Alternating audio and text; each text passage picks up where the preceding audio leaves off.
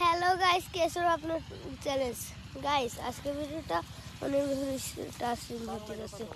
কারণ হলো আমরা আজকে আম গাছ দেখাবো। চলো তাহলে শুরু করি আমরা। এই যে গাইস, আমাদের আম গাছ দেখেন, খুব সুন্দর।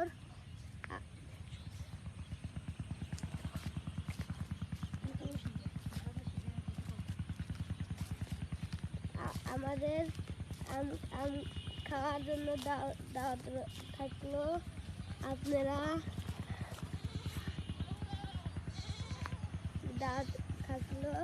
আপনারা আমাদের বাড়িতে আম খেতে আসবেন। আর এই বছর আমাদের ইনশাল্লাহ অনেক আম হবে।